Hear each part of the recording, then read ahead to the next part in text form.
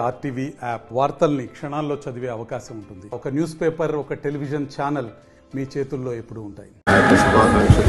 ఈరోజు నెల్లూరులోని తెల్లవారుదిలో ఉన్న ఈ యొక్క చర్చని యాక్చువల్గా నేను మాజీ మేయర్ అజేష్ గారు, ప్రస్తుతం వర్క్ బోర్డు రాష్ట్ర చైర్మన్ గారు మరియు మా డిప్యూటీ మేయర్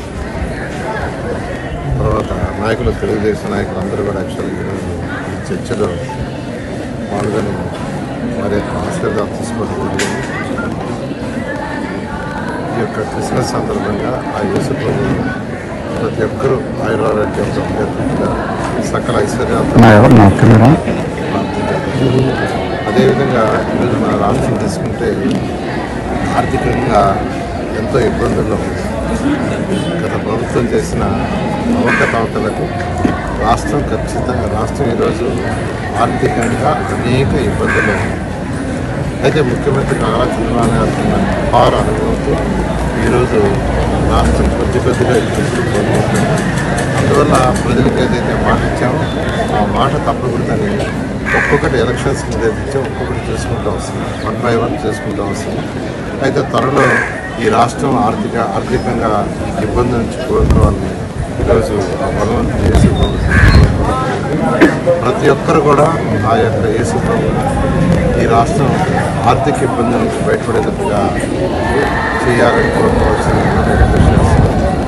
అదేవిధంగా ఇప్పుడు మనం ఎక్కడైతే ఉన్నామో ప్రెస్ మీట్ జరుగుతుందో ఇది ఒకప్పుడు ఒక స్కూల్, ప్రైమరీ స్కూల్.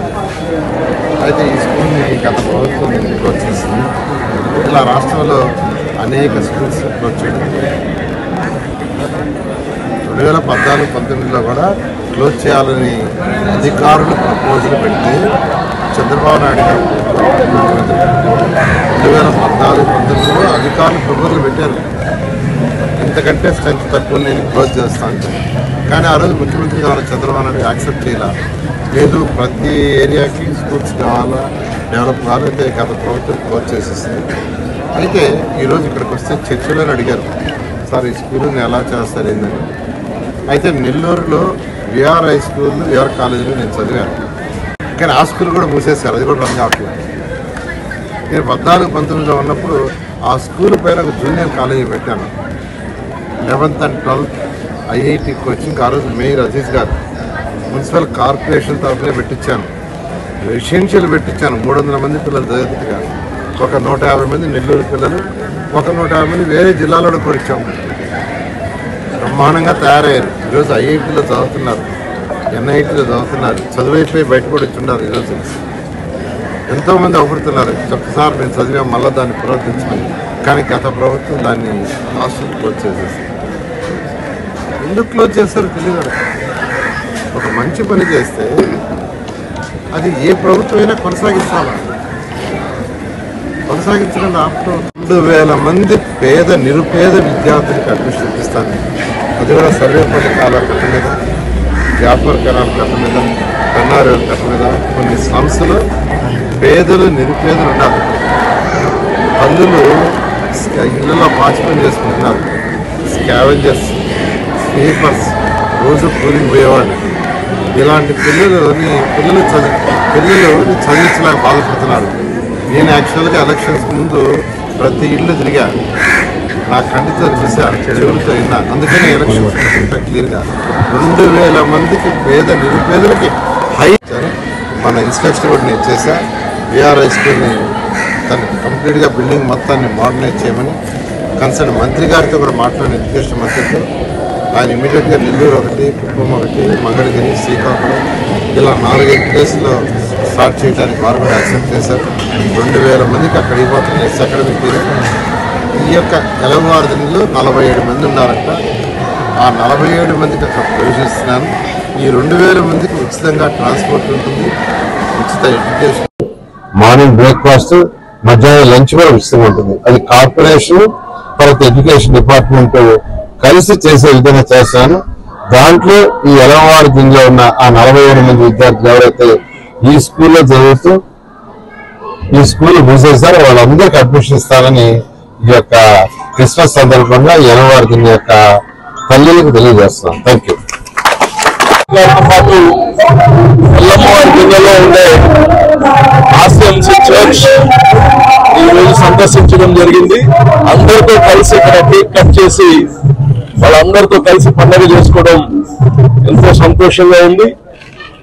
అక్కడ అందరూ ప్రజలు కానీ ఈ యొక్క క్రిస్టియానిటీ గొప్పతనం ఏంటంటే వాళ్ళ వరకే కాకుండా ప్రార్థన చేసుకునేది, వాళ్ళ కుటుంబం కోసం వాళ్ళ కోసమే కాకుండా సమాజం కోసం, అలాగనే రాజ్యంలో ఎవరైతే అధికారంలో ఉన్నారో రాజులు అధికారులు వాళ్ళందరి కోసం గాని ప్రార్థన చేయడం ప్రత్యేకత.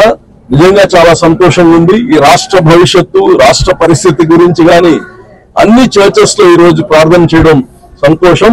ప్రతి ఒక్కరికి మరోసారి క్రిస్మస్ పండుగ శుభాకాంక్షలు.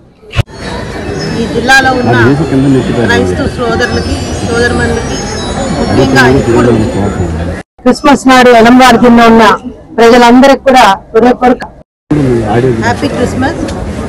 ఆ భగవంతుడు జీసస్ దయ వల్ల ఈ రాష్ట్రంలో మా ముఖ్యమంత్రి నారా చంద్రబాబు నాయుడు గారికి, అదేవిధంగా ఇక్కడ ఈ జిల్లాలో మంత్రి నారాయణ గారికి కొన్ని శక్తుల్ని ఇచ్చి ఈ రాష్ట్ర ప్రజల కోరికలన్నీ కూడా ఏదైతే ఉన్నాయో అవన్నీ కూడా దిగ్విజయంగా అయ్యేందుకు ఆ భగవంతుడు ఆశీస్సులు ఉండాలని, ముఖ్యంగా ఈ 13వ డివిజను మంత్రి గారు అడాప్ట్ చేసుకున్న డివిజను, అందులో ఈ క్రిస్మస్ నాడు ఒక మంచి వరం.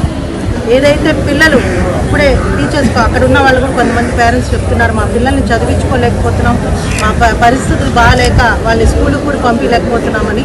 అటువంటి పరిస్థితుల్లో ఇప్పుడు నారాయణ సార్ చెప్పడం కూడా జరిగింది. విఆర్ఐ స్కూల్లో పేద పిల్లల కోసం ఉచితంగా ఎడ్యుకేషన్ నేర్పిస్తానని. ఇది చిన్న విషయం కాదు. సో ఇది ఒక మంచి గిఫ్ట్. ఈ రోజు క్రిస్మస్ ప్రజలకు ఇవ్వడం.